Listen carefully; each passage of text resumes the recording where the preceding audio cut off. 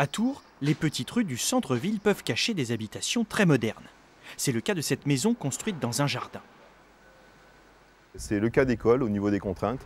Une toute petite parcelle avec de grosses contraintes urbanistiques et puis des contraintes du propriétaire aussi qui voulait avoir une maison très lumineuse et très spacieuse. Être lumineuse sans trop de vis-à-vis, voici la caractéristique de cette habitation de 160 mètres carrés. Il a fallu une bonne année pour finaliser le projet. Les pans de la maison, en bois, sont arrivés préfabriqués puis montés sur place. Arriver à faire une maison spacieuse dans un espace très contraint, c'est de jouer aussi sur la double hauteur et les volumes. Donc l'idée, c'est effectivement d'avoir des doubles hauteurs avec beaucoup de décrochés et de faire rentrer la lumière par des parties vitrées importantes et imposantes. Direction Vouvray à quelques kilomètres pour un autre projet tout aussi moderne.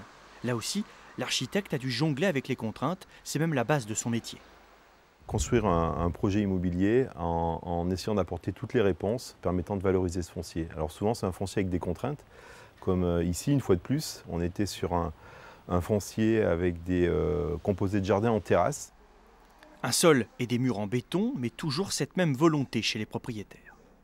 Comme dans beaucoup de projets contemporains, la demande principale c'est l'espace et la lumière. Donc ce sont les deux éléments qu'on travaille en premier. De façon à effectivement avoir une sensation de circulation simple, circulation aisée entre les différentes parties de la maison. 230 mètres carrés de surface, là aussi près d'un an de travail pour réaliser le projet. Quand on commence à faire une maison, à mon avis, il ne faut pas se dire une fois que le plan est fait, c'est bon, quoi. Il y a plein de petits détails au fur et à mesure qui sont à voir. Pratiquement tous les jours, il y a une retouche. Oui, absolument.